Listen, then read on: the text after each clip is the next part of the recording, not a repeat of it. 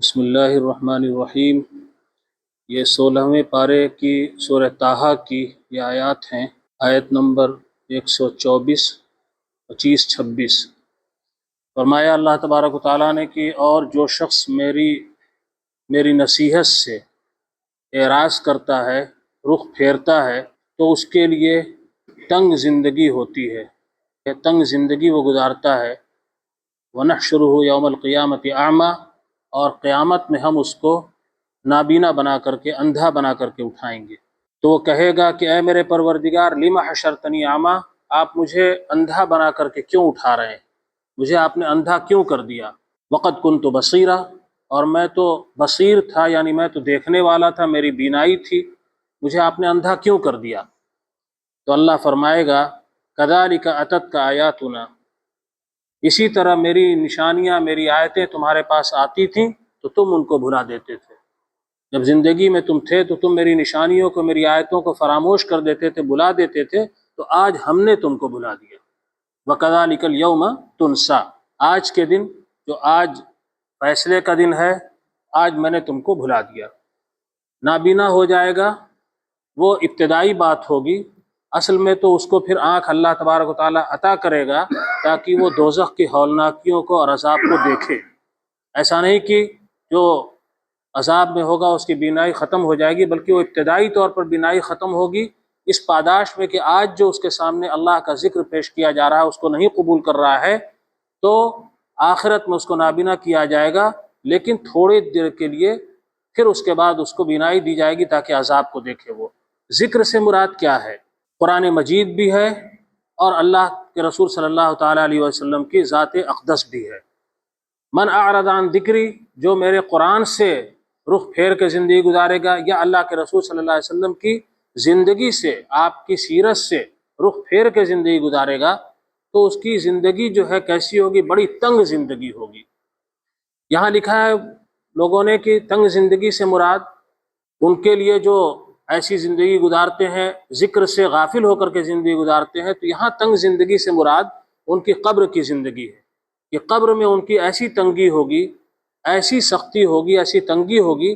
روایات سے معلوم ہوتا ہے کہ قبر، اللہ ہم سب کی حفاظت فرمائے، کہ قبر اس طرح سے دبائے گی کہ اس کی پسلیاں آپس میں ایک دوسرے میں مل جائیں گی۔ اور پھر کچھ لوگوں نے لکھا ہے کہ معیشتاً زنکا سے مراد عام زندگی بھی ہے۔ کیسے ہے؟ کہ دیکھیے، ایک شخص جس کو سب کچھ حاصل ہوتا ہے، ساری سہولت حاصل ہوتی ہے، ساری عافیت حاصل ہوتی ہے، لیکن زندگی عافیت کی نہیں ہوتی، زندگی بے چینی میں گزرتی ہے۔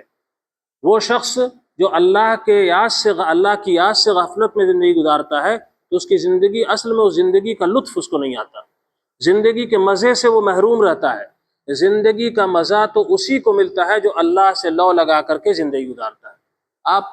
ہم اپنے ارد گرد دیکھ لیں، آس پاس دیکھ لیں، اپنے دوسرے بھائیوں کو دیکھ لیں کہ سب کچھ ہوتے ہوئے، سارا عافیت کا، عیش کا، راحت کا سارا سامان ہے، لیکن سکون نہیں۔ اللہ مجھے بھی محفوظ رکھے، یہاں سب موجودین کو بھی، کہ نیند کی گولی کے بغیر نیند نہیں آتی۔ ایسے تکلیف ہو جانا، بیماری ہونا وہ الگ بات ہے، لیکن عموم اگر ہو جائے کہ نیند کی گولی کے بغیر نیند نہ آئے، تو گویا کہ یہ اللہ کی طرف سے ایک آزمائش ہے اور ابتلا ہے اور مصیبت ہے۔ اور کیوں ہے وہ؟ کہ اس سے قناعت کی جو دولت ہے وہ چھین لی گئی۔ سب کچھ ہوتے ہوئے بھی قناعت نہیں ہے، یعنی اللہ کے دیے ہوئے پر وہ راضی نہیں ہے۔ ابھی جو بات گزری تھی چند دنوں پہلے، اللہ نے ساری نعمت سے نوازا، لیکن اس کے پاس قناعت نہیں ہے، کہ وہ بے چین رہتا ہے، پریشان رہتا ہے، اور کی لو لگی رہتی ہے، اور اس میں اتنا پریشان رہتا ہے کہ زندگی عافیت کے بجائے اذیت کا نمونہ بن کر کے رہ جاتی ہے۔ کہیں کہا گیا 13ویں پارے میں، ابھی 2 روز پہلے آیت گزری ہے، الا بذکر اللہ تطمئن القلوب، اے لوگو سنو، اللہ کی یاد سے ہی دلوں کو اطمینان ملتا ہے۔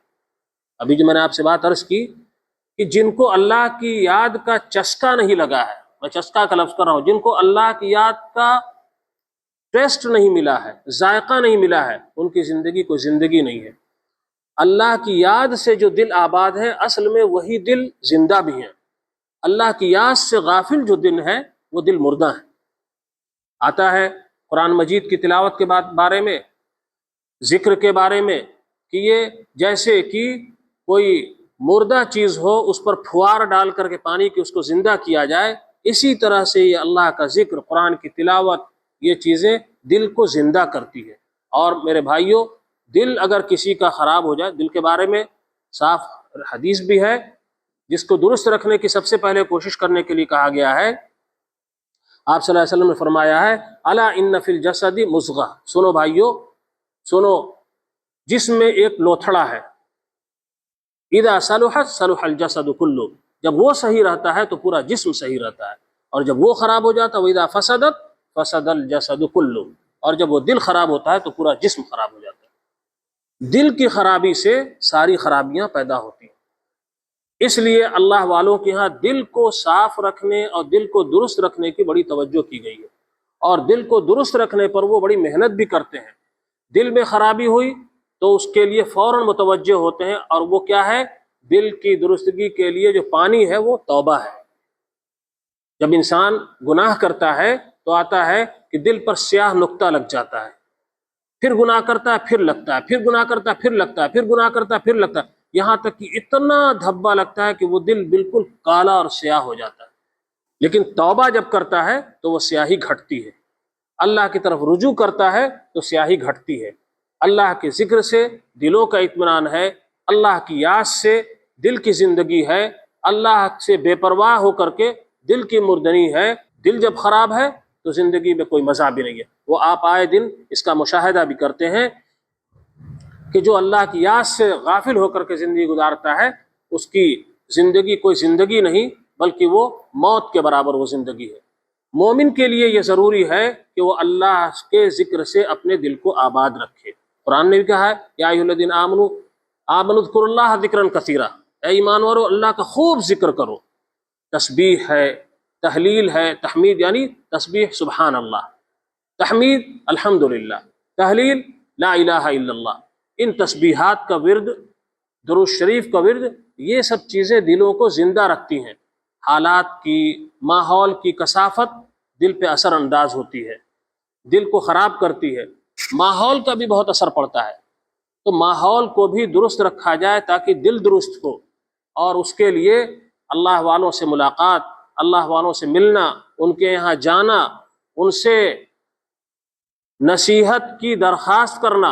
ایسے اللہ کے بہت بندے ہیں دنیا میں جن کے پاس جایا جائے، ان سے ملا جائے اور دل کی درستگی کی کوشش کی جائے، ان سے دعا کرائی جائے، ان سے تعلق رکھا جائے، ورنہ تو یہ دنیا تو بھائی میرے مجھے ہمیں جینے نہیں دے گی۔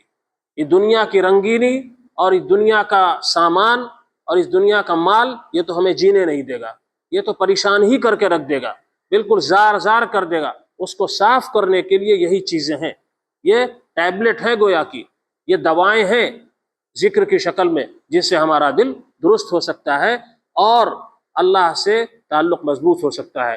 اللہ تبارک و تعالی ہمیں ذکر کے ذوق سے ہمیں بہرور فرمائے اور ہماری زندگی کو بھی گلزار زندگی بنا دے۔ وآخر دعوانا الحمدللہ رب العالمین۔